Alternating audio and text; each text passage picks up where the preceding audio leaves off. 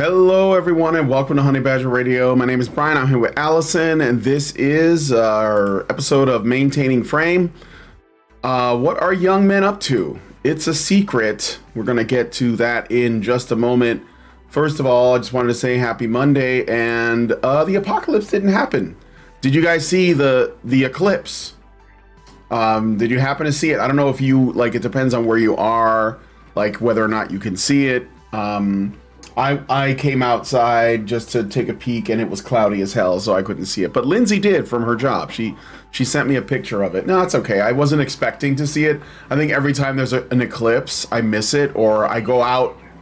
You did? Oh, okay. Well, no, not me, because what happened was some of the supporters in the Discord, the listenators, they had a meetup. Oh. Yeah, they planned it for the eclipse, and they did. Oh, yeah. I remember Mike J telling me about that. That's right. Yeah, and he actually sent an eclipse photo through main chat grunt. So if you just scroll up a little bit past my adorable re-rendering of the photo, you could probably share that with. Oh, let me see. Honey Badger Radio supporters official eclipse photo. Well, Mike. All right. Photo. Yeah, there you go. Oh yeah, I see it. Okay. Yeah. I will open it in the browser. Do you see it? Take a look at that. It's pretty awesome. Is this a different one? There's like two pictures. Well, yeah, there actually are two pictures. One was, I guess, of the eclipse in general. And one was a close-up of like a solar flare, I think. Kind of a crazy high-end picture. I mean, like, yeah, really nice. Yeah, that is nice. And then there's also my variation on it that I did. That's a little bit lower. You might see that.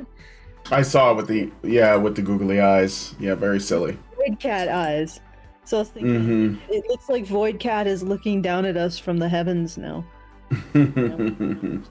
Speculating. Yeah. Speculating on our doings. Yeah, so yeah, some people have been watching the solar eclipse does not go over where I am, so we didn't even bother. Oh yeah, I figured like it was too far. You guys were too far north or something. Yeah, too far north. So it has been really clear. So we got great weather to see the eclipse, but we didn't see it. Yeah, well, there you go. And I guess the sacrifice of the red heifer did not happen or did not result in what we expected. So we get to live until the next apocalypse. The second coming didn't happen. Jesus slept in and he was like, and he rolled over. So maybe later. Maybe later. Yeah, maybe later. Yeah, we hopes are dashed, but I guess we get another year. Yeah, well, I think the next eclipse is like 2050 or something. I don't know. Huh. Don't quote me on that. People are going to correct me. You guys know when it is. I remember seeing it briefly, and I was just kind of like, okay, So it's kind of like these rare astronomical events that come around. Like, oh, there's this comet coming, and it's only once every bazillion years. It says 2033. 2030. Yeah. Somebody in the chat is saying 2044. See? We're all over them. Okay, total. The one in 2033 will only be visible in Alaska. So I guess that doesn't count. Maybe I'll get Well, I guess like when you have like a satellite revolving around our planet and then our planet revolving around the sun, inevitably, just like by the law of mathematics, they are going to like line up for a moment, right? And that's kind of like what it is. I wonder if the Martians have like a version of the eclipse that involves the Earth. I don't know. Well, I mean, it would probably. I don't think it involves the Earth. Maybe. No. It wouldn't involve the Earth. I think the Mars has two moons. Yeah. Yeah. So I think it does. Phobos or Deimos. Deimos. I think it's Deimos. But I'm not sure because they're not like round like the moon, so I don't know what that would look like. Mm-hmm. A potato went in front of the sun. Be the potato Yeah. sometime. I don't know. What if they both, like, because they're not in the same orbit? What if they all lined Like up? stacked up. Yeah. I don't know. Maybe it'll make maybe it will make like some kind of, like a profile. Yeah. A profile of something, like a silhouette of something, of some kind of, I don't know, symbol, or I think we're getting a little into the weeds, but Well, yeah, I was just saying anyway, Eclipse happened. I thought we should at least remark on it. Hopefully you guys got to see it. I see some people did say that they saw the eclipse. If you guys got any pictures, maybe email them to us and we'll like put them in the, or you can join our Discord server by going to badgernation.online and drop the pictures in there. So yeah, there you what? go. And we'll take a look. Yeah. We enjoy your pictures of things. Yeah. Okay. All right, well, I'll just leave that there. No shoops and no AI drawings of eclipses though. Thank you. And Okay. Bobs and Vagine. All right, well, we're going to be looking at an article. It's actually a Substack. What do you call those, articles or blogs? That I thought was really pretty. Blarticles. Yeah. Blogicles. Let's call them blogicles. Okay, we're going to be looking at a blogicle by a gentleman named Santiago Pliego called The Vibe Shift. And before we get it... Say it. Blogicle. Is that really funny? Okay. Yeah, no, no, it isn't. I'm just a child. You know that. Yeah, I know. All right, so anyway, before we get into it, let's do the things. All right, so we are once again going into the breach a little early this time with our monthly fundraiser at feedthebadger.com/support. And you can support us there to make sure that we can continue to analyze the news from our particular unique angle, I would say. And if you would like to send us a message at any point throughout the show, you can do so at feedthebadger.com/justthetip. We get the full benefit of whatever funds you send, and you get the full benefit of sending your comment not through the YouTube comment shredder or whatever it is that they use to analyze your comments and determine if they are bad speak. All right, so once again, feedthebadger.com/support to help us out for the month and make sure we can keep doing this, and feedthebadger.com/justthetip to send us a message and a tip. And if you're a particular keener and you really want to help us out, you can start up a subscription at feedthebadger.com/subscribe and take part in our community, get access to our archive, and other great stuff like that, and even like talk to us during the after shows. So feedthebadger.com/subscribe for that.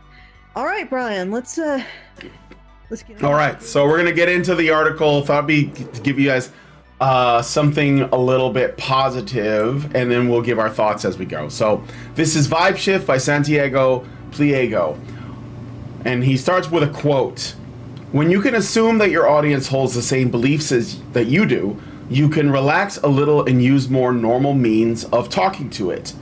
When you have to assume that it does not, then you have to make your vision apparent by shock. To the hard of hearing, you shout, and for the almost blind, you draw large and startling figures." Flannery O'Connor, Mystery and Manners. A few years ago, a software engineer at Google named James Damore published an internal memo. In response to a mandatory diversity training program, yes, he attended, titled Google's Ideological Echo Chamber. Damore, by all conceivable metrics, the kind of competent, curious engineer that tech companies pay mountains of money to retain, made the unforgivable mistake of essentially asking, hey, what if reality, and not targeted misogyny, accounts for the fact that more men than women work in tech? Also, why does it feel like I could get fired for asking this? Didn't he get fired? He did. This is a screenshot of Damore's. Yeah, I know. He will. Because he did. He was, well, I think, yeah, essentially what Santiago is saying is that this is what it resulted in. Here is a screenshot from Damore's TLDR at the beginning of the memo. We have gone over this before. Essentially, he was trying to explain why the women are not joining, involved in tech, and he said it wasn't because of systemic bias, but rather because of, you know, things like interest, essentially. Because like very few men also go into STEM. So just a brief note, like I'm not seeing any visual. I don't know, is anybody else having? Oh, no, you guys should, the people in the audience should be able to see it, but I don't understand why you can't see it. For me. Yeah, maybe. Let me see. Why is it not? Let me see. Hold on a second. Vive shift, share. Yeah, I'm sharing it now. Okay. So for some reason, yeah, anyway. You should be able to see it now. Okay. Okay. No? Yeah, I got it. Oh, okay. All right. Okay. All right. Anyway. He was, of course, fired less than 3 months later for advancing incorrect assumptions about gender and for raising a perspective that is not a viewpoint that I or this company endorses, promotes, or encourages, said Danielle Brown, Google's VP of Diversity, Integrity, and Governance. Yeah.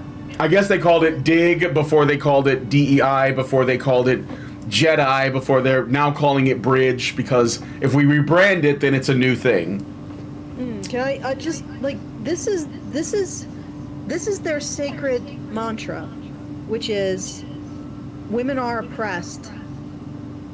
Basically, that's it. Like, women are oppressed by society. Any version, like, if you point to any situation of inequity or what they consider inequity, so for example, less women in certain aspects of STEM, that is not due to women's choices. It has to be due to women's oppression, right? That is the sacred knowledge, shall we say, or the central pillar of the church that we exist within. You were talking about, me and Brian went on this stream with some interesting folks who I think would identify as being on the left. And at the end, Brian mentioned that there isn't really a spectrum, there's only a center. And the left is in the center of that and says that everybody else outside of it is in the extreme. All right, so they have assumed the moral center of society, and this is the narrative by which they do so. The society oppresses women, therefore we have rights to have authority over every aspect of society to prevent that oppression. It is the narrative of power, basically. It's what establishes their manifest destiny morally over every aspect of culture. So I just wanted to point that out. For those of you who might not know what the heck we're about, that's usually our approach in analyzing things. Okay. All right. Yes. So no. It's fine. Like I was basically quoting from a book written by Thomas Sowell in 1996, where he explains that essentially the entire paradigm that everyone is operating in today, whether they consider themselves on the left or the right, it does not exist in that way. And he makes a very good case for it. And that's what I brought forward, because people like to say I'm on this team, and when you like break it down, like when you really look at like people's values, it does not make sense. Like, and I've been saying this for years and years, and I read it in this book and I was like, that's exactly what I'm talking about. And I was kind of happy to hear that like my perspective is somewhat validated by Thomas Sowell, who's no slouch, I must say. All right, but anyway, I see that my mic is doing something. I gotta listen to myself for just a second, because there's something weird going on. No, it's okay. I think that there's something wrong with a setting, and it's causing a problem. I'm trying to figure out why it's doing this. And I'm sorry, it just started happening. Hello? I'm trying to listen to myself. These are my unexpected technical difficulties, folks? Yeah, I hate this. Hold on. I'm going to shut down voice meter for a second, then turn it back on. And I apologize for that. I might lose audio for a moment. Just a moment. Or I'll load my settings. How's that instead? Okay, sure. I have no idea what you're doing, because I can't see it, but I'm just saying these are the technical difficulties that we are having, as usual. So this is the mark of authenticity. This is the watermark of this content is not created by AI. All right. I think no. Can you hear me? Okay. Oh yeah, I'm fine. You're fine. I'm Oh, fine. do I sound okay? You're fine. All right. I'm fine. You're fine. We're all fine. No, I think, yeah, I had to like reload the audio settings. I don't know why, but it was like doing a weird thing. But it's fine now. And you guys were able to hear me somewhat. There was just this weird like background noise that I think voice meter was creating it. All right. Anyway, so let's get back to this article. What struck me the most in revisiting his story is that this happened at the end of 2017. In my mind, this was something that happened circa 2012, or at least or nearly a decade ago, with enough time for the Overton window to collapse to the point where this kind of discussion is now ubiquitous on X and in other places. Had he waited for the vibe shift, Damore could have posted the above TLDR, which is about women in STEM, to a receptive audience of tens of millions. And then here's Elon Musk tweeting in 2024, DEI, because it discriminates on the basis of race, gender, and many other factors, is not merely immoral, it is also illegal. It's hard to say exactly how long it's taken for the eponymous vibe to shift, but everyone knows it's happening. For at least the last 6 months, not a day has gone by when I haven't seen something, heard a statement, read a post, or had a conversation with someone that doesn't leave me completely shocked, in a good way. This would not have happened a year ago. Vibe shift. The vibe shift I'm talking about is the speaking of previously unspeakable truths, the noticing of previously suppressed facts. I'm talking about the give you feel when the walls of propaganda and bureaucracy start to move as you push, the very visible dust kicked up in the air as experts and fact checkers scramble to hold on to decaying institutions, the cautious but electric rush of energy when dictatorial edifices designed to stifle innovation, enterprise, and thought are exposed or toppled. You want to say anything to this so far? Because I do. I have something to say. I really hope this is true. We really do need to have a discussion about the central narrative, the central this command center narrative. The narrative that everyone adheres to in many cases. Like, unless you have spent the time to actually deconstruct it, most people exist within the world of men oppress women. Therefore, initiatives are justified. All kinds of initiatives and oversight are justified in order to prevent it. And then all of the sort of like sister and daughter narratives around minorities, which somehow always end up back with women's oppression. So go ahead, Brian. Oh yeah. And I think it's true. I think that he's absolutely right. But the thing is, I think that it doesn't feel that way to us because we've been talking about this for like at least 10 years. Something along these lines, right? We've been talking about this stuff for about 10 years and, been reading things and doing the work and talking to other people and spreading these conversations. And now I think that what Santiago is speaking to is that he's just a normal guy in his, by his own admission, is starting to notice the same things that we've been talking about. And you can see that happening. I think Twitter is a good example because Elon Musk, some people don't trust him, and I get it. Like, I understand because, he was kind of in part of that elite crowd for a while. But then, with everything that's happened in like the last few years, you can see that his opinions or views on a lot of things seem to have changed, or at the very least, he's allowing for discussion on the his platform of Twitter now, and that's really escalating this process, right? Because before, when all of these social media titans in like Twitter and YouTube and Google and Facebook and so on were all run by like the same club of people in the same part of the country, and they all had lunch together and they hung out and stuff, it was actually preventing people from having discussions. And now, at the very least, that Elon has made Twitter somewhat more friendly to free speech. I would say a lot more, but not completely, maybe, because I know there are some people who are still banned. But I don't know the details of that, and it's okay. But the point is that it is having a tremendous effect, because now, for example, our videos, our live streams do better on Twitter than they do everywhere else, right? Allison? Yep. So we get more traffic on our Twitter which is kind of interesting because Twitter is not a great live streaming platform because like there is no live chat. It's not as structured, but more people are seeing it. Hello, Twitter people. And we get more reach there than on YouTube because Twitter doesn't have the same, let's say, visibility enhancement system that YouTube has, right? Or Facebook for that matter. Or Twitch, which is also where we're streaming to, because those are all kind of, there's like a certain orthodoxy around that. So I think that is true, and you can see it in other ways too. Like, go to reference Gamergate 2 really quick. Gamergate 2 has a completely different vibe than the first one. The first one was heavily controlled, it was heavily monitored and censored, and everyone was walking on eggshells talking about anything to do with this stuff. And now, like, I wouldn't say the gloves are completely off, but people are way more aware of what's going on. And they're way more like resistant, like the pushback is stronger and it's smarter. And people are getting involved that weren't before. And I think a lot of this has to do with the fact that it is also mostly happening on Twitter.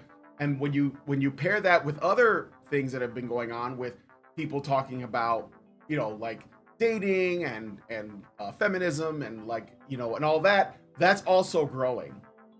So I think that is true. I think that the stuff that people are saying now, that, what he's saying is essentially what James Damore said back then in 2017. Had he said that today, he wouldn't have gotten fired. He might have still gotten fired, but there would have been a lot more support for him. Because I think Google is kind of like, a cathedral. Yeah, I think that Google would still probably have fired him. And I think that for some actual real deep state reasons that we won't get into, because Brian knows that you know what I'm talking about. And I don't want to necessarily overload people with my esoteric examinings of the issue, but the fact is that this is the central narrative and they protect it at all costs. So it's likely he would have been fired, but again, because of the situation in Twitter, he may have had more support. He would have gotten more support, or even like somebody else, like Elon might have given him a job, for example. So like maybe he wouldn't have been as harmed by this. But anyway, what did end up happening to him? I wonder. I don't know. You know what? Karen talked to him. Maybe she can follow up. Karen had. Yeah, well, I could ask Karen if she has any information. I could also take a look while you're continuing. All right, I'll keep reading in the meantime. The vibe shift I'm talking about. Oh, and I already read that part. Okay, fundamentally, the vibe shift is a return to, or a championing of, reality, a rejection of the bureaucratic, the cowardly, the guilt-driven, a return to greatness, courage, and joyous ambition. It is best exemplified by this meme I made in my viral response against Paul Graham's explanation for why young men are overwhelmingly more conservative and young women overwhelmingly more liberal. When he argued that this trend has a boringly obvious explanation, basically boys and girls don't spend as much time together anymore, I took a different approach. So here's, like, the blue line is girls, is going way up, and he put a quote around it saying, "Things are weird, but I don't want to offend anyone." And then the boy line is going slightly down, which is towards, I guess, the right. I put scare quotes on that. "I'm done pretending," which you know what? That makes perfect sense to me. I think that's what it is. I think it is. I think it's women that don't want to rock the boat, so they go along with it. And men that are like, why are we doing this? And so they're just being like, and this guy, by the way, who wrote this is a Zoomer. I'm pretty sure he's a Zoomer.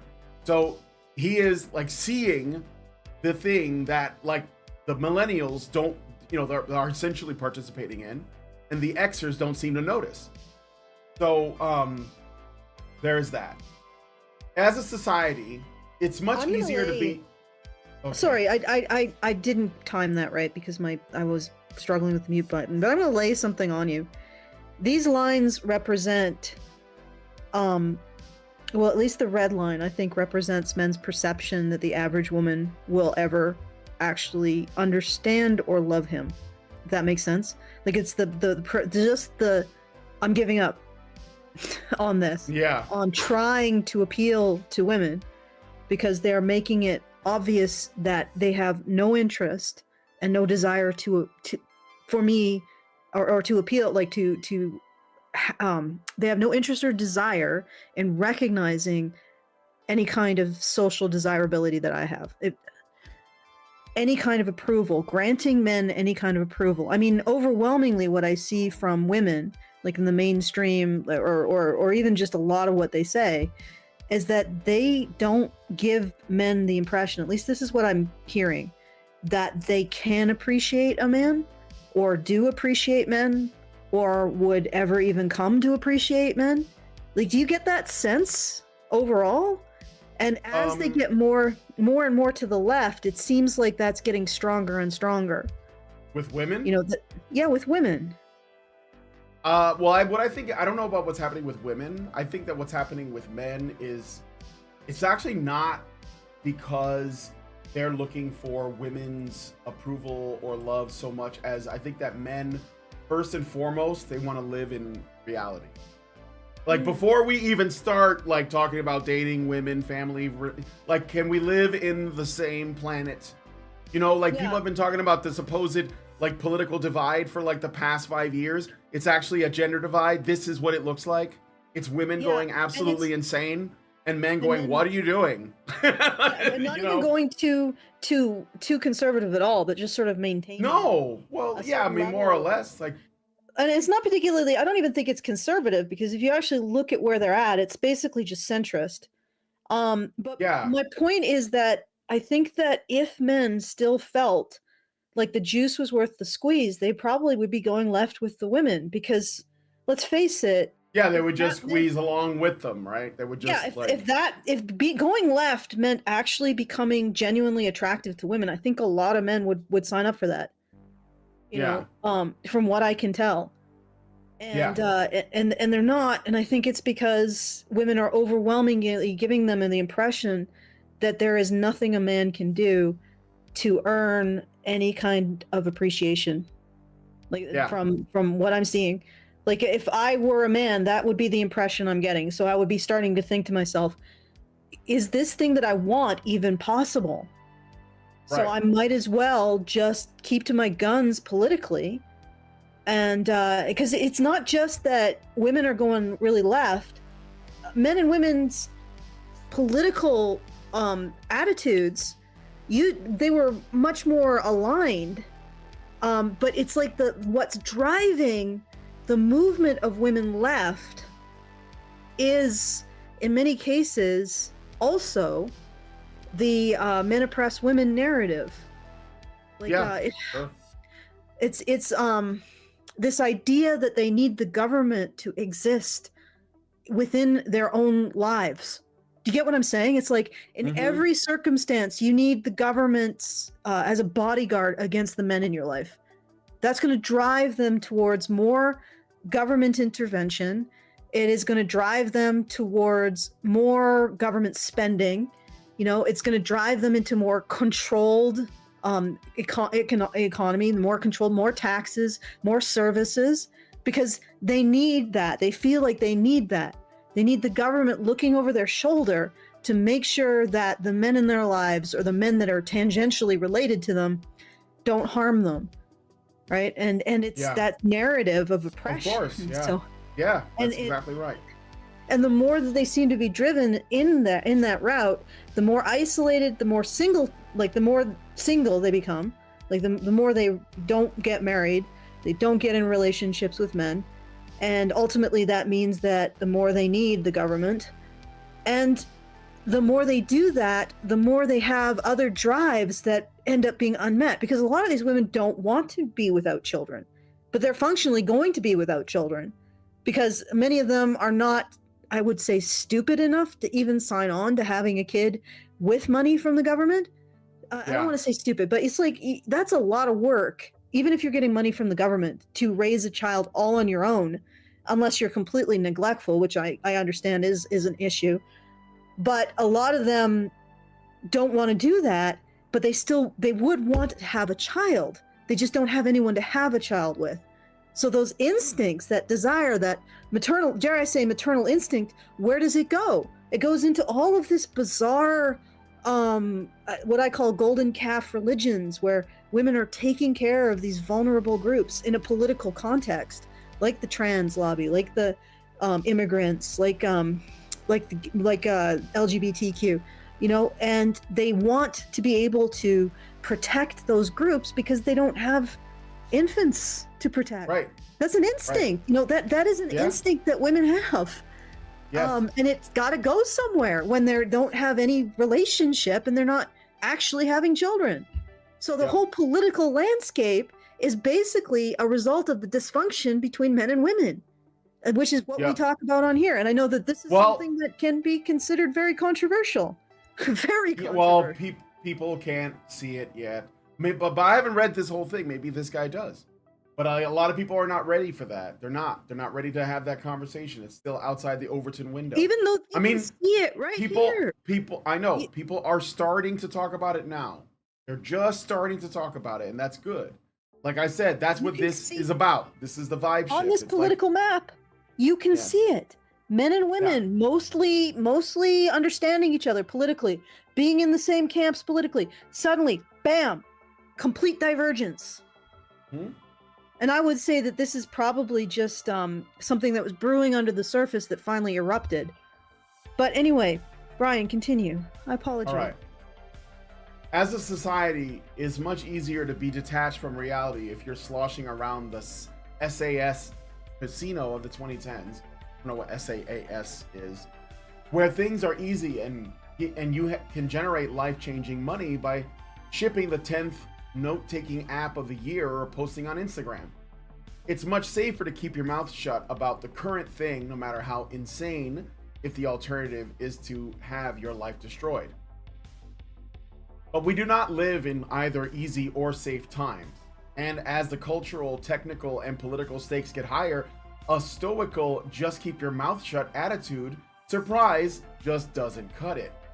As Isaiah Berlin writes, this is a quote, "This, a cowardly retreat towards the inward, is certainly what happened in ancient Greece when Alexander the Great began to destroy the city-states, and the Stoics and the Epicureans began to preach a new morality of personal salvation, which took the form of saying that politics was unimportant, civil life was unimportant, all the great ideals held up by Pericles and by Demosthenes, by Plato and Aristotle were trivial and as nothing before the imperative need for personal individual salvation." End quote. Well, I think the Stoics had a lot more going on than that, but yeah, I can. I mean, I think he's using it as he's using it as an example. I think you can overdo that.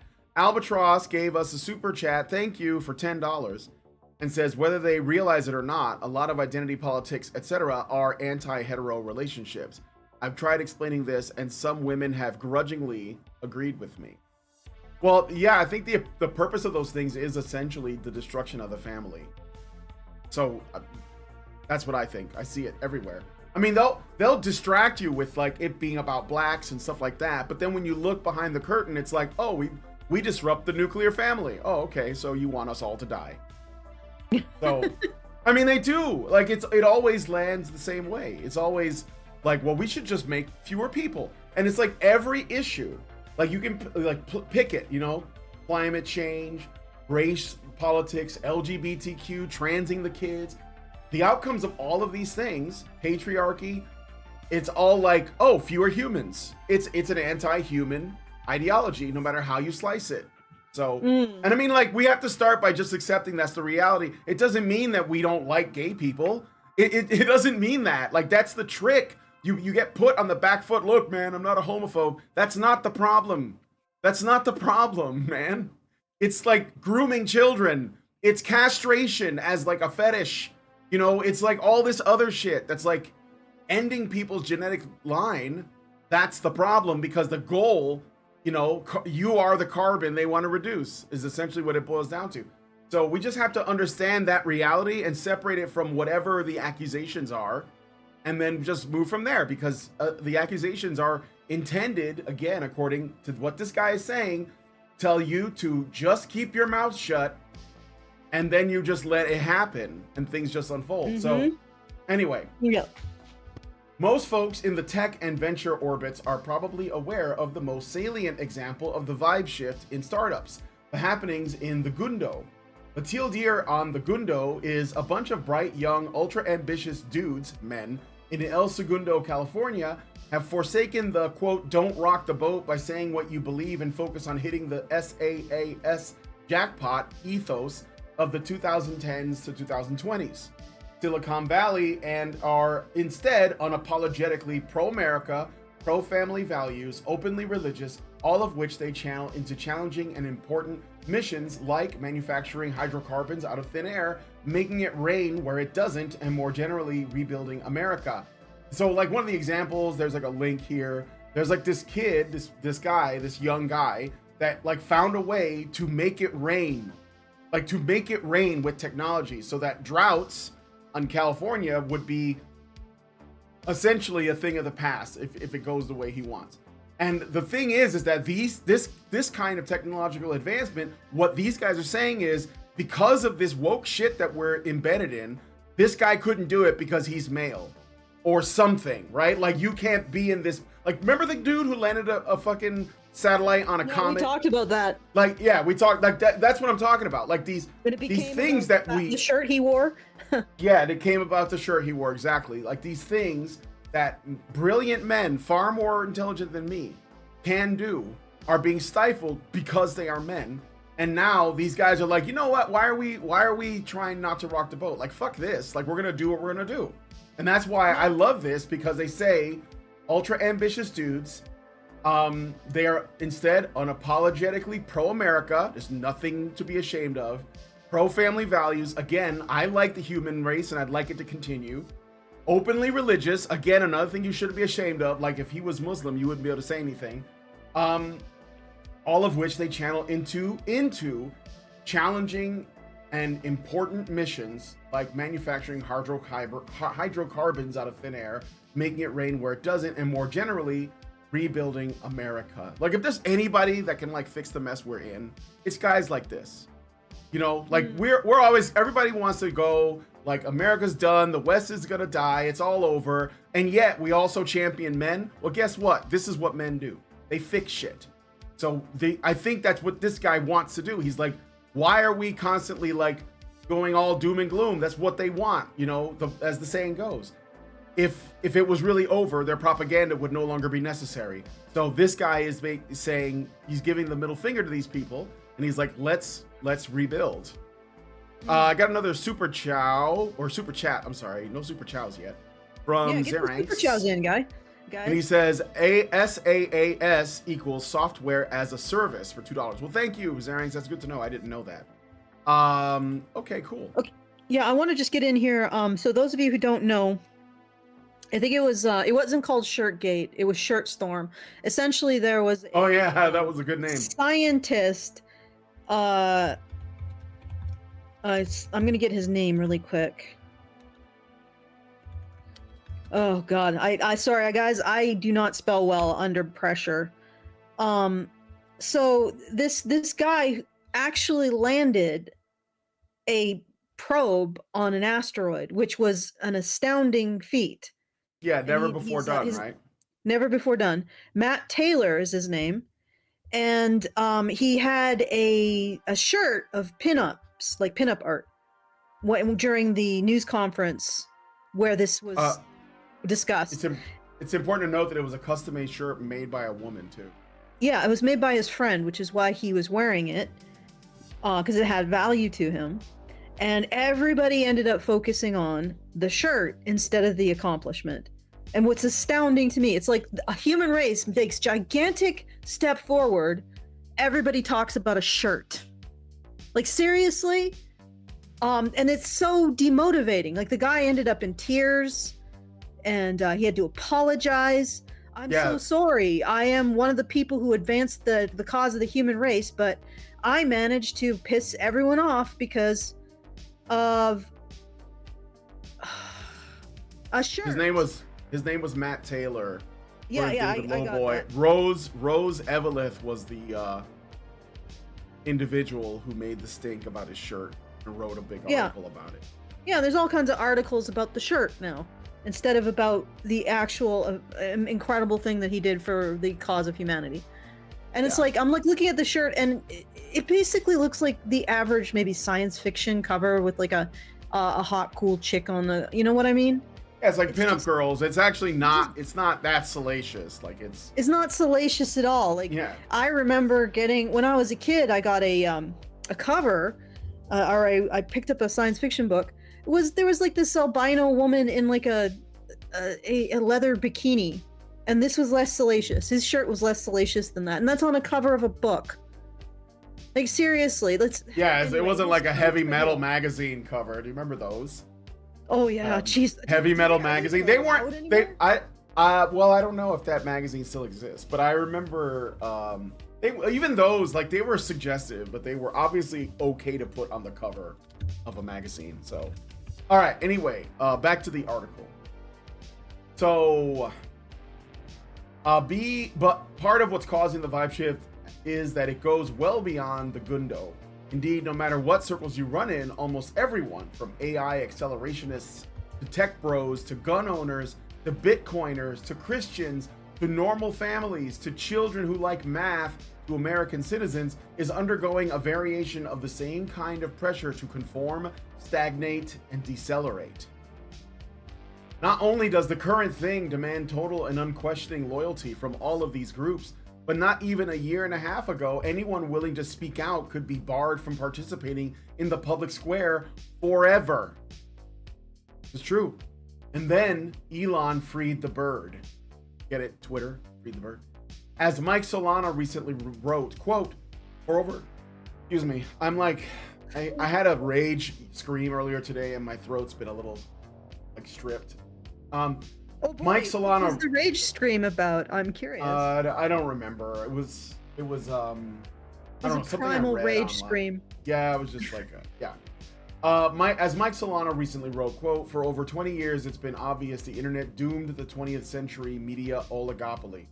But it took decades for a majority of Americans to move online, and in 2016, at precisely the moment it seemed social media would replace the former order, an unofficial alliance of powers refortified an elitist hold on discourse. I wonder what happened in 2016 that caused all of these media organizations to come together under the same banner. It boggles the mind. A year ago, Elon shattered that alliance. The thought criminals were freed, and the window of acceptable discourse broadened until it broke, a total Overton collapse. Now, for better and for worse, there is no more curation. There are no more fake trends. There are no more Washington Post employed steak sock puppets propped up artificially, and there is no more political censorship. Yes, whatever Elon finds personally annoying tends to vanish, RIP Substack links, and he's still not been tested by a major election, but for now at least, news trends are dominated by stories people actually care about, even when they suck. This has never happened before, and so the phenomenon necessarily poses opportunity that has never before existed. End quote. Emphasis mine. It is hard to overstate how much Elon's purchase of Twitter has accelerated and perhaps directly caused the vibe shift. The old ways of cutting and slicing the world have broken down, and now the most unexpected groups have found themselves as co-belligerents in an existential war to preserve our ability to speak, compute, build, worship, transact, and live in peace. And thus, cutting across communities and denominations and occupations and hobbies, we get to the vibe shift. So you see, he's saying that this is happening across, so like he himself, right? He's in tech, and he is openly patriotic about being American, and he's Christian, and he wants to start a family. So he has a specific area that he operates in, but he is saying that this vibe shift is happening across everything for anyone who cares about these things as values, which is really all that really matters, right? And you can see this. I mentioned Gamergate 2, but you can also look at the Fellowship, which is like the people who talk about like Tolkien work, the people that are involved in the kind of culture war when it comes to like TV and stuff, the what do they call it, the fandom menace, the Comicsgate people, the people involved with Sweet Baby Inc. Detected, like, you know, all these people, Cabrutus Rambo, like, he's just a normal guy. I had him on my show, I interviewed him. I still message him sometimes. He's just a guy from Brazil that wants to play video games and doesn't want to be preached at the whole time. And he just made a thing about it. This is what I'm talking about. It like, I don't know what his politics are. I don't care.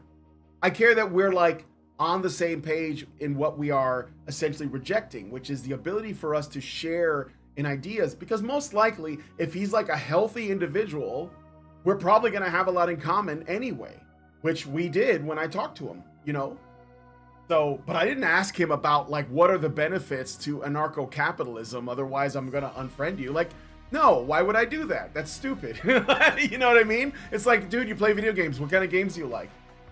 So, anyway. Yeah, and I want to, like, there's also sort of an undercurrent of a lot of, I think women are afraid that this is going to result in, I don't know, them being chained to the kitchen or something. Yeah. I just wanted to point a few things out. Well, first of all, if you understand that men don't oppress women, you don't really fear stuff like that. Like, what men want is to be loved by women. That's it. Yep. They want to feel appreciated and respected, but loved. You know, that's it. That's why they do a lot of what they do. And I mean, tomorrow, all of this would end if women found it in themselves to actually appreciate men for what they are. And there would have to be no collapse of society. There would have to be no forced getting women, taking away women's bank accounts and jobs, which are actually ridiculous. And I can tell you why, and I'll explain why in a bit. But there'd be none of that. There'd be none of that. That's it. That's all that has to happen. Women have to let go of this fear of men, this suspicion of men's intentions. And if this happened, we would be flying off to Alpha Centauri, like. And there would be no, like I said, no need for women to give up their jobs. You know, no need for women to give up their education. No need for women to give up what they want to strive for. And in fact, that is not actually a biblical conception of womanhood. Go actually read the Bible. You know, a woman is supposed to be industrious. She's supposed to manage finances well. She's supposed to buy and sell. But the thing is, the essential foundational thing of all of it is that she is supposed to do it for the benefit of her family. And that's it. That's family values. Women don't have to get rid of their ambitions. You know, they just have to recognize that there's something greater than necessarily just themselves. And I think men do. And ultimately, like I said, if women love the men of this society would be absolutely fine. You get what I'm saying, Brian? Yeah. Like there would be no problem. There would be no problem. If all the career women, you know, they love the men of this society, if all the homemakers love the men of this society, if all the nurses, all the teachers, you know, all of the kindergarten teachers, all of the jobs that women, all of the types of women actually love the men, you know, and maybe the lesbian women can just at least appreciate them as friends, you know, whatever. There would be no problem. There would be nothing. There would be none of these pressures. It would be fine. What do you think that men, you know, if women tomorrow, let's imagine the female population of the West wakes up tomorrow and is like, you know, what I really need in my life is a man, because I appreciate how men, the way they think, how, you know, their humor, that I just, you know, maybe I just want somebody to open the pickle jars. I don't know. If they woke up tomorrow and said that, what do you think is going to happen, ladies? Like, do you think that that's going to happen? And then men are going to be like, well, back to the dungeons with you. Like, what? This is the insanity of that belief system. we call those the sandwich mines. Yep, to the sandwich mines with you, ladies. Yep. Like that. First of all, I have looked throughout history. There has been no point in human history where female industry and ambition didn't have an outlet. Okay? Maybe it was in weaving or lace making or something else, or in creating salons and changing the course of science and art, you know, in the 1700s. But there was no place where women ambition and their industry, was completely denied. What do you think women did throughout history? They built, they maintained, and they supported. Like that, so that that nobody is going back into a dungeon. No one. It's never going to happen. Even if the Amish take over, that's not going to happen. Do you think the Amish have their women in a dungeon? No. Like, seriously. Yep. And this absolute pathological fear of what will men do is justifying all of this nonsense. It's justifying women's race to the left. It's justifying all of this government overreach. It's justifying all these NGOs pumping more toxic bullshit about the genders, or the sexes, sorry, into the atmosphere. It justifies all this media crap. What do they always do with everyone that they want to target? Oh, this person harasses women. Okay, this is what they do. And this is the narrative that empowers it. And like I said, we don't need it. Like, this is what's so funny. It's like I get into these arguments with guys and they're trying to convince me that I'm oppressed. I'm like, no, dude, men never oppressed women as women. I mean, yes, they'd oppress them along other vectors as women did to men, but not as women, not as their women. So whatever thing that you're telling me that you're trying to make me afraid and thus extort my compliance to a particular narrative, well, screw you. I'm not going to live in fear.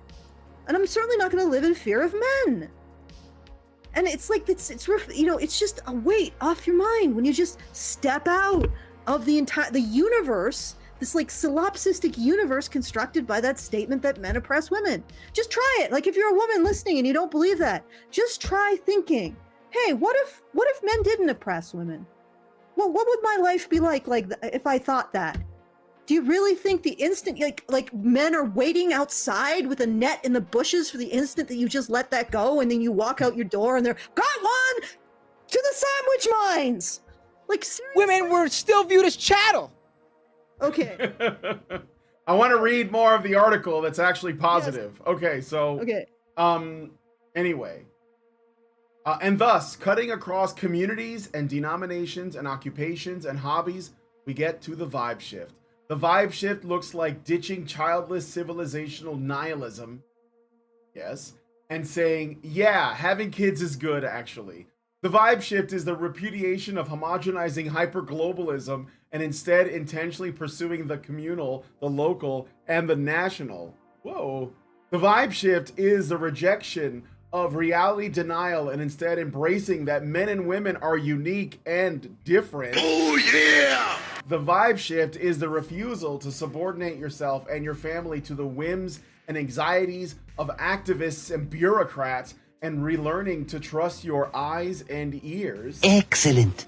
The vibe shift is the rejection of secular liberal materialism and a return to the Christian foundations of the West. The vibe shift is taking off the ironic veil that aims to cover the festering wounds of despair and putting on the vestments of seriousness instead. Do it. The vibe shift is laughing at those trying to demonize men and cheerfully proclaiming dudes rock. Because they do! Yes! Party time! Excellent!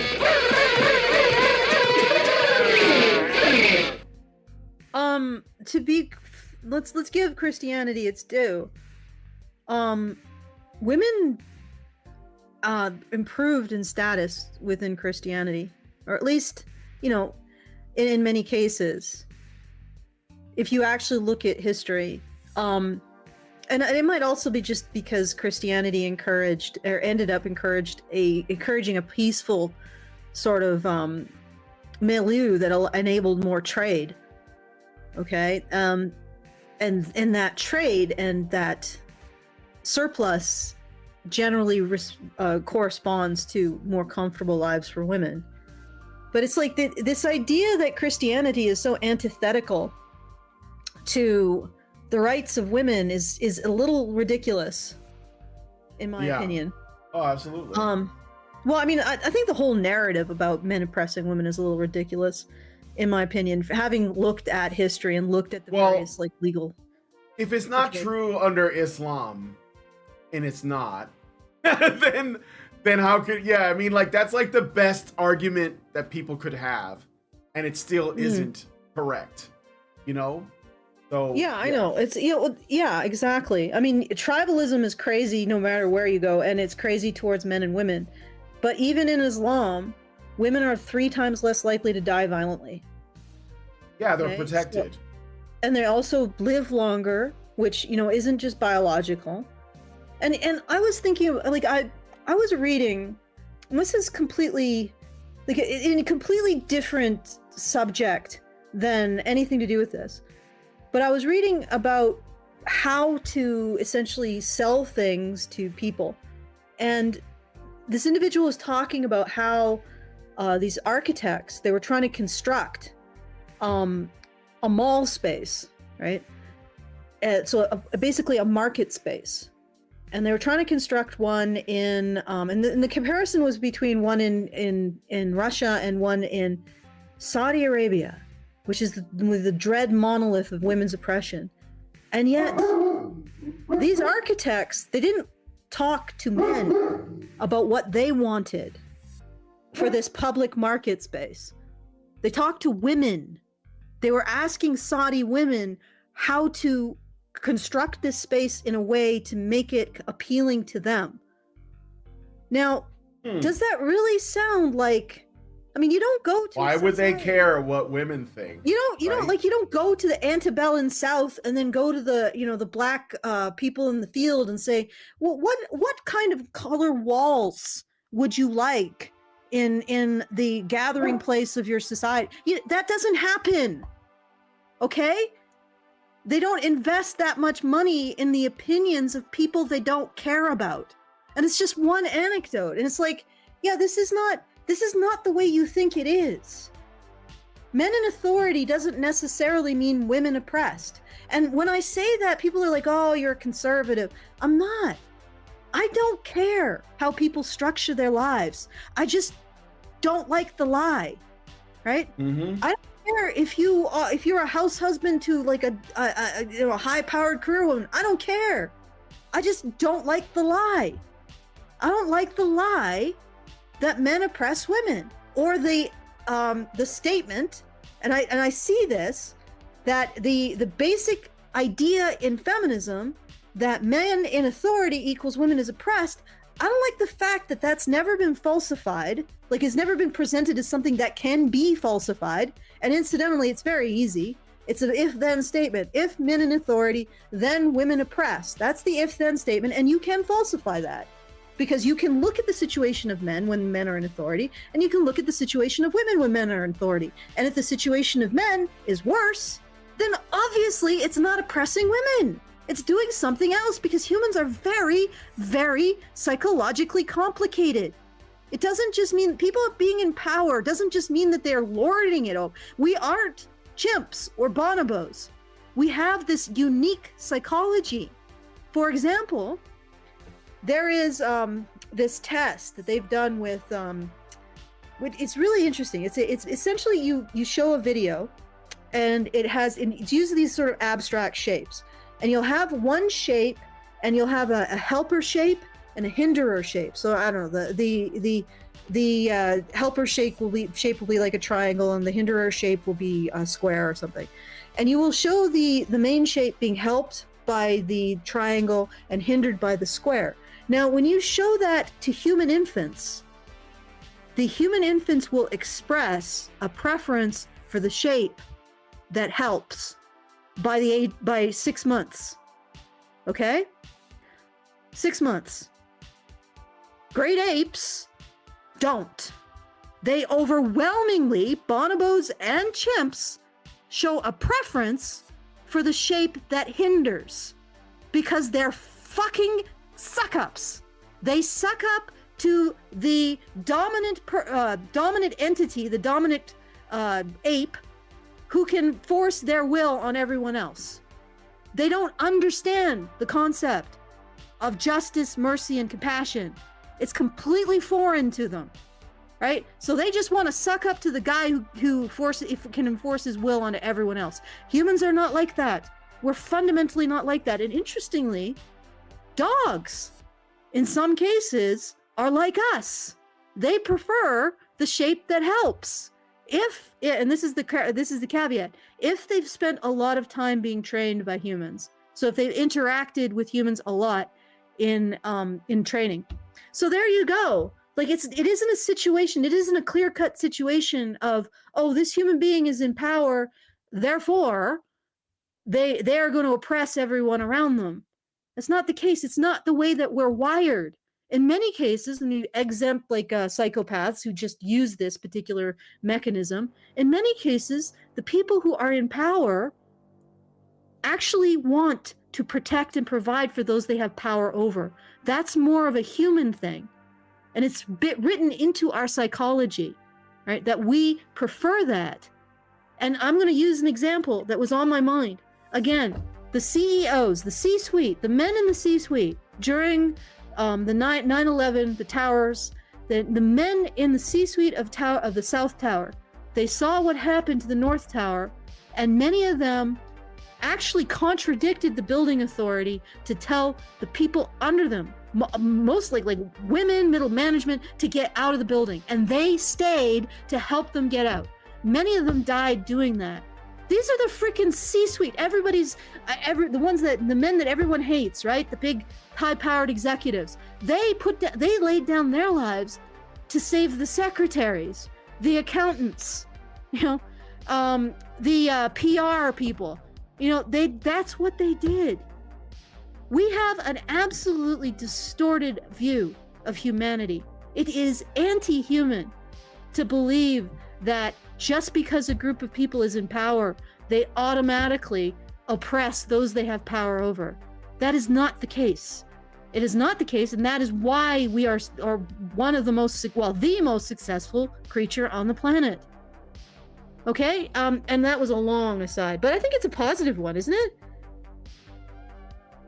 Yeah. Hello? Yeah, Sorry. I'm here. Can you hear me? All right.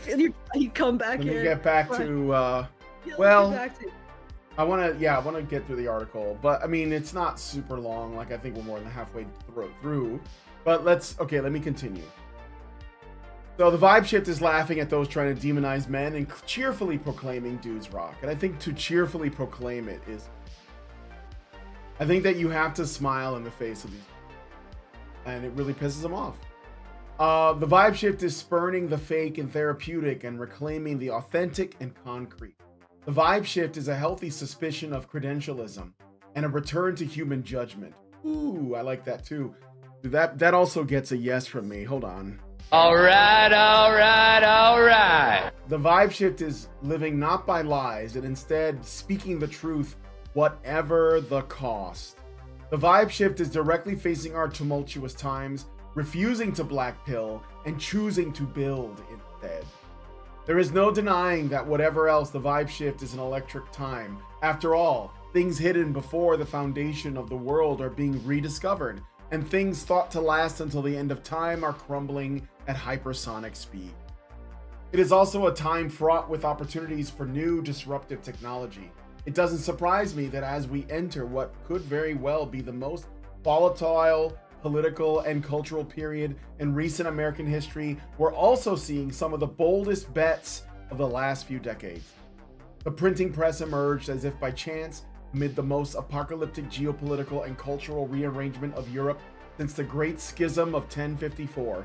In a time charged with explosive tension, excuse for violent conflict, a new technology gave the reformers a strategic, non-coercive lever against the status quo, with various historians almost single-handedly crediting the success of the Protestant Reformation to such a device.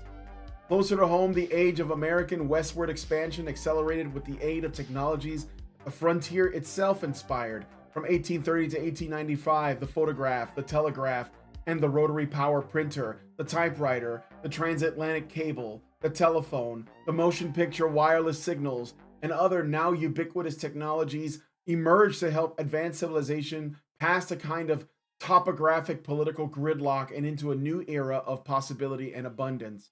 Fundamentally, the vibe shift is a time for real courage. Like Tim O'Brien's main character in On the Rainy River, we've indulged in cowardice for too long. And I think there's a quote from that book. But do you want to say anything before I keep going? No. Yeah, no, what? No, it's interesting. Like it is good to see people building. I think something critical is that we need new stories too, to sort of Yeah. try to explain and understand ourselves with this new technology. Um, and yeah, go ahead. Okay. No, I was gonna keep going. No, I'm good. All right. So here's a quote from, I guess, this book, On the Rainy River. Well, all of us, I suppose, like to believe that in a moral emergency, we will behave like the heroes of our youth, bravely and forthrightly, without thought of personal loss or discredit. Certainly, that was my conviction back in the summer of. If the stakes ever became high enough, if the evil were evil enough, if the good were good enough, I would simply tap a secret reservoir of courage that had been accumulating inside me. Courage, I seem to think, comes to us in finite quantity, like an inheritance, and by being frugal and stashing it away and learning and letting it earn interest, we steadily increase our moral capital in preparation for that day when the account must be drawn down. It was a comforting theory. It dispensed with all those bothersome little acts of daily courage. It offered hope and grace to the repetitive coward. It justified the past while amortizing the future. Whether through self-immolation or disruption from technologies like AI, the old world of Ivy League diplomas and a carefully curated color inside the lines public image is passing away. In the new world, things like courage, things that cannot be faked, things that are really real, are, perhaps for a moment, proof of credibility for those who are actively and explicitly building amid our decline and eager to leave a better future for our children's children. How long this vibe shift lasts remains to be seen. It may be fleeting, though I hope it sticks around. However long it lasts, we must steward it. And so I leave you with the words of Nehemiah to the Israelites as they faced opposition and threats from surrounding adversaries who sought to deter them from rebuilding the walls of Jerusalem. Quote, "And I looked and rose up and said unto the nobles and to the rulers and to the rest of the people, Be not ye afraid of them. Remember the Lord, which is great and terrible, and fight for your brethren, your sons and your daughters, your wives and your houses." End of the article. Got some reference. But, so, okay, so the language gets a bit religious-y, but if you look at it, he is not saying that this is something only for people of faith. He's saying that essentially he's speaking to men. That's what I think is really happening here. And I think that is true because it starts from, right, this supposed divergence. And he's telling men to just, we can't, we're like, no one's going to save us. We have to save ourselves, essentially. Right? And it's going to take courage. And I like this. I think this is like an appropriately manly thing Positive. to say. It's manly. I will say that what we're dealing with right now is something that we have dealt with in the past throughout all of the human race. Like, we are dealing with a psychological shift that's being forced by our technology. Like, and he talked about the printing press. I mean, you could probably even go further back in history and talk about other forms of like situations with centralization, and new ideas like the alphabet, if you want to go far enough back. So these technologies, specifically the technology and how we communicate, changes in how we communicate, necessitate evolutions in how we relate. And we are right now struggling with trying to understand what love looks like with this technology, with this particular form of how we can speak to each other, these mediums of how we speak to each other. And that's what it is. And it will mean that we do something new. It will mean that we evolve and that we have to be brave in doing so. But we're going to do it because that's what humans do. We take these issues and we overcome them. We figure out a way. So I can tell you, like anybody who's listening, we are going to figure this out. I guarantee it. men and women are going to figure out how to love each other again in this milieu, in this technological milieu, with these forms of communication.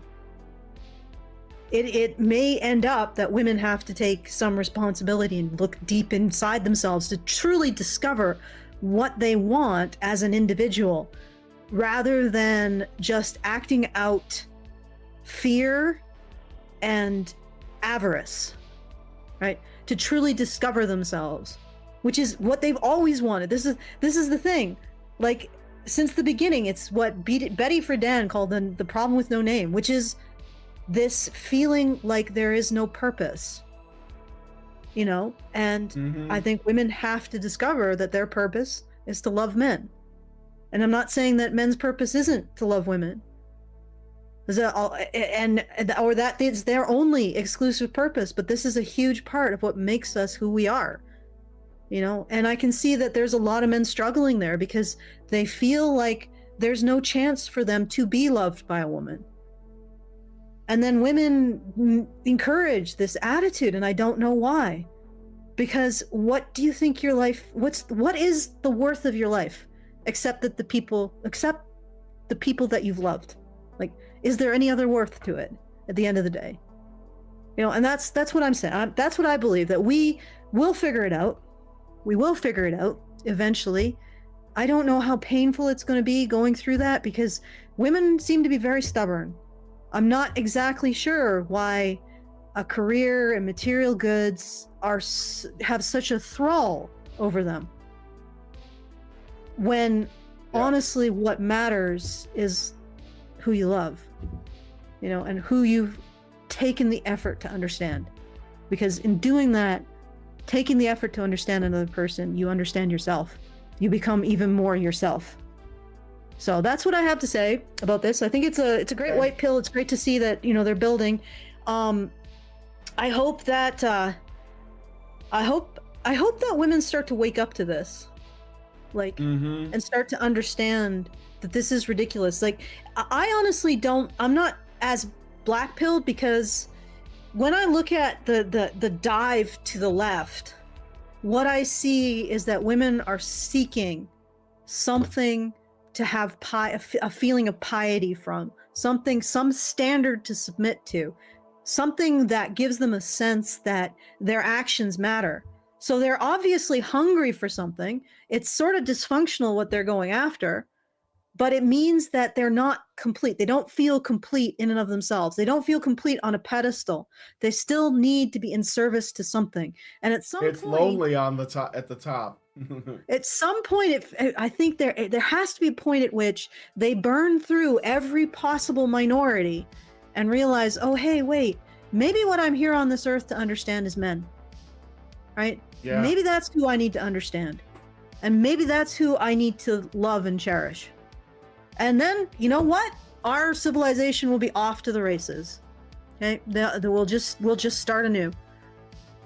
Okay, that's pretty much all I had to say. I do have a thank you, and I think we have a super chat. Ooh, we have a thank you. Wait, did we start the fun? Yeah. I did. Oh, Brian, I said this at the beginning. I started it early. I know it was a little early because we did that response last Friday, and it was a requested response, so he had to have a fundraiser to support, because the request was in thank you for a pledge. Right? Yeah, so I had to start it early. All right, so, but I do have another thank you to give. Richard Bier gives us $100, so thank you, Richard. Thank you, Richard. Let me play something for you. All right. I don't know if he's still, maybe he wanted the afuera. Afuera! Okay. That's a good one. Yeah. Afuera! All right, anyway, go ahead. Yeah, we also have a super chow, which is going to be interesting to address, but let's do it. Super chow. Oh yeah, I did see that. Let me put it up on the screen here. Maddie, former feminist bot, or Maddie, former feminist, not bot. That's the word. Gives us $25. Thank you, Maddie. Afuera! and says, how did Natty, former MRA, even become a Badger in the first place? I always got feminist men are terrible, women are their victims vibes from her. Enjoyed seeing her spats with Hannah recently. I haven't really been part of that. We sort of did some shows with her and Elizabeth Hobson. We call them Badger Bells. I'm not sure where Elizabeth Hobson is at this point, but I'm friends with her on Facebook, but I haven't heard from her. Yeah, she might be just deep in her own life right now. But essentially, they were interested in like Philip Davies, I believe, was a UK member of Parliament. Yeah. And she was really like a fan of him, and she did some work with the men's issues group in the UK that's headed. Oh God, I'm missing all of the names. Sorry, but that's how we sort of ended up talking to her. I never really knew her very well. I don't think she knows me at all, because her condemnation of me seems to be that I'm hyper focused, and if anything, a hyper focused on like with like a microscope on one thing.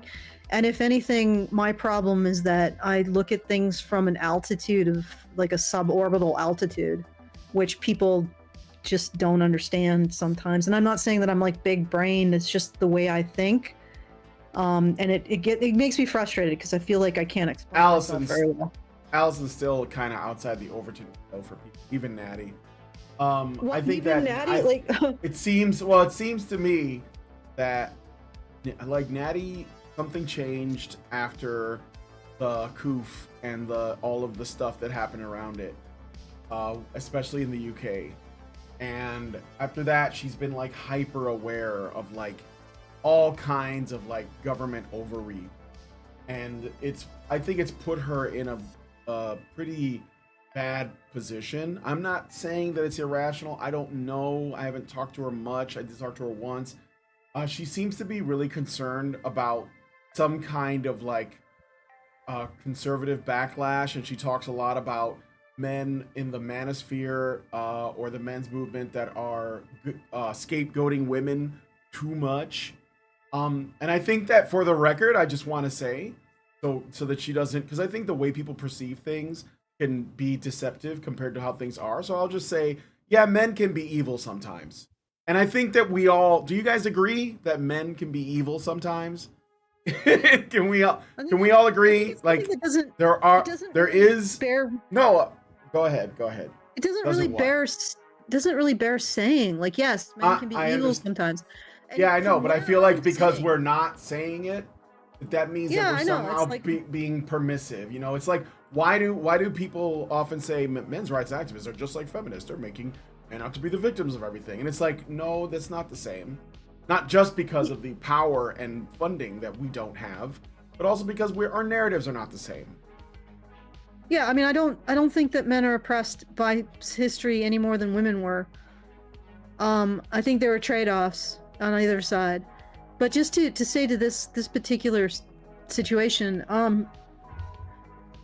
like, for example, a while back, I got into it a bit with, I think, a red pillar who was talking about how it's justified for men to cheat but not women. And I'm like, I think you'll find that that's not really acceptable within the Christian framework. I'm sorry, like, it's not. Were they claiming to be a Christian? I think they were. But the other thing is that the return to traditional values isn't a license for men to do whatever they want, and it never was. Like, it just isn't. Of course men have to uphold a moral standard as well.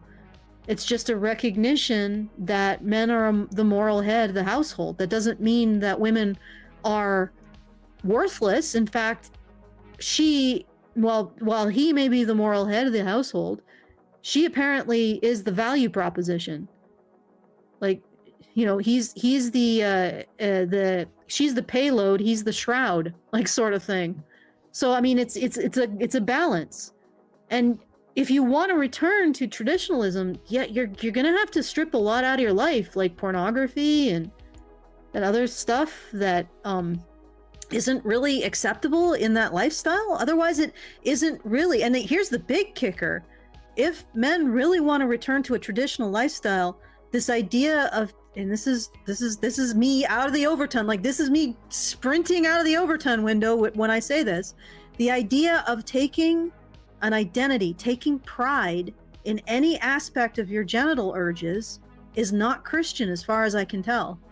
If you take pride, which is probably not a good idea, but whatever, it is in using your sexuality in service of your community, your family, your relationship, with your partner. It's not like taking pride in having adulterous urges, So this is a lot of self-questioning that you have to go through, and it's a big standard. It's a big ask for men and women. And I think that people sort of forget that. And I'm not saying it's a bad thing, because maybe we do need people who recognize that, that they have a profound responsibility to their neighbor and to the people that they are responsible for. Maybe getting back to that it's like, I don't understand why, we're going to go to The Handmaid's Tale. The Handmaid's Tale was not Christian. I'm sorry. No. And I don't know what the original story. Not only was the original story distorted by Margaret Atwood, because the original story was about how this poor, like, you sort of feel for Jacob, because it starts out that he falls in love with a woman, and then the woman's father arranges with the woman's ugly sister to essentially get him so drunk he doesn't know who he's having sex with, and then he's forced to marry her, and then it just goes downhill from there. And it's like, I don't know how Margaret Atwood got a exploitation of women's sexuality out of that. That was amazing to me.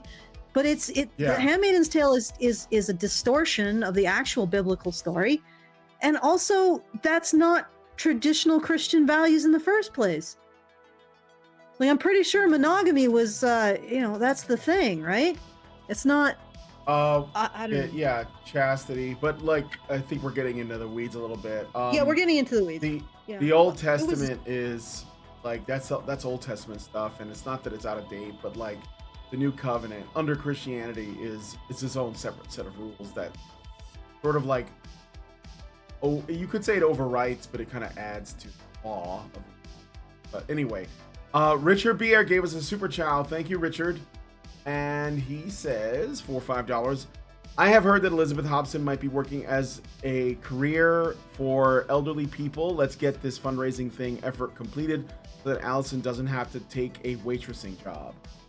Thank you for that, Richard. It'd be good to be able to keep doing this work. I appreciate it. I think the vibe shift is real. I am here for it. I am glad, because look, we have like two choices, right? We either like fall into despair, which a lot of people are doing, or we, get off our ass and we fight like hell. I mean, it's either we die on our knees or we die on our feet. So we might as well die on our feet. So that's what I say. And I think this is like the most like encouraging thing as a man that I could feel. It's like, let's and also what you want to see. Build what you want to see, but also like be okay with like, reaching out. Like I when I first read this, I thought, I should email like every single person, like whether they are like on the internet, whether they write blogs or they make videos or they're involved with the culture stuff or whatever, and all of them, and say, let's all help each other build something, like whatever it is we're doing, whether that's new media, new stories, like, because like rebuilding the culture, or new technologies, or new ways of community, because these, like, we have like the DHS watching this right now. Hi DHS. They're watching this stream right now because they want to control us, right? They don't want, especially men, coming together and forming their own networks. That is the most frightening thing for them. So, their own system of value outside of, let's face it, Fed bucks. Yeah. Like, as simple as that. They just don't want men to start devising a means of valuing themselves that doesn't involve fiat. I know. Okay, I'm sprinting out of the Overton. All right, no, we should bring it home and just call it here. We're at almost an hour and a half. I mean, ultimately, I would, first of all, I would make a terrible waitress, so maybe I should do it, so I learn to be more personable, and whatever would pass for charming that I could manage. You know what I mean? Like I don't know if it would be charming exactly. It might be a little bit frightening, but anyway, I think there's hope. There's definitely hope. I think that we need to build what we want to see. I think creatives are an essential part of this. I wanted to say that there was an addendum to the Mouse Utopia experiment. If you guys haven't heard about that, it was an experiment in which mice were given everything they could possibly want. And within, I think, like 3/4 of a year, their population crashed and died off because certain aspects of strife apparently kept them breeding. And what happened is that the males, they lost their way, I think, is the best way to look at it. They lost a purpose. The male mice lost a purpose, and then it just sort of snowballed from there.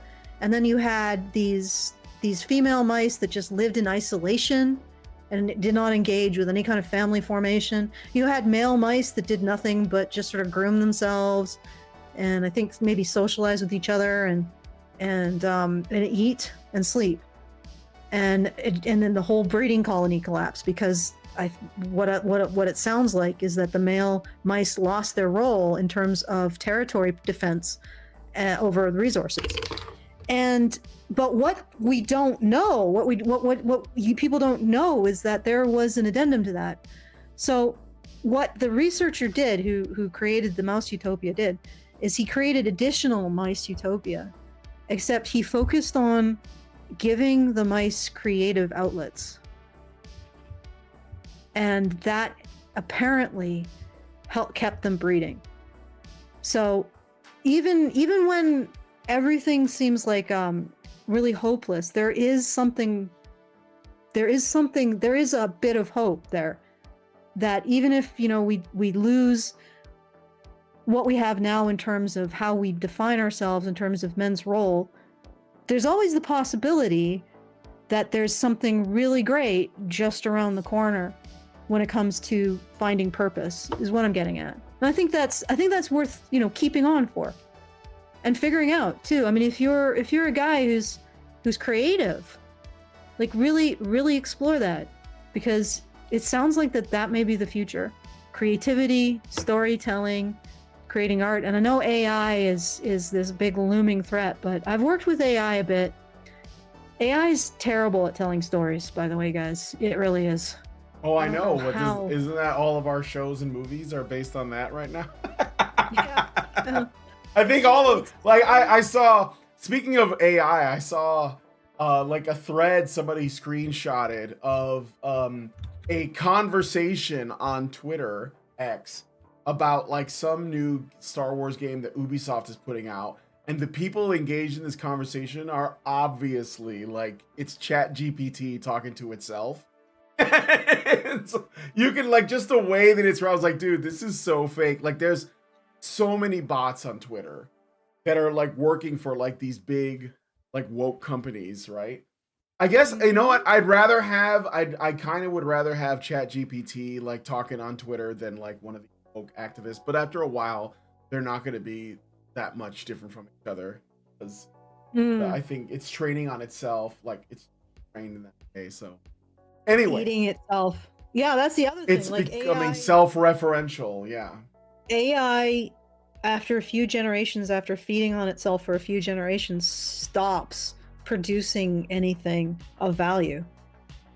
It needs human creativity. Okay, it has a limited amount of generational cycles before it just ceases to create anything that's really worth anything. What it essentially happens is it starts to converge on a single image. So it's like this monolith. And I mean, people need to realize that, like, there's something about us that's, I don't know, it's like a spark, and maybe it's divine. Okay, I'm gonna leave it there. Okay. Thank you again to Richard Beer for the $100. Thank you to Maddie, former feminist, for the $25. That's very appreciated. If you want to support the show feedthebadger.com/support. I know I'm starting this a little early, which is unusual, but there you go. That helps us, essentially makes sure that we are able to continue to do this work month after month, which is a big white pill for us. You know, it makes us feel good.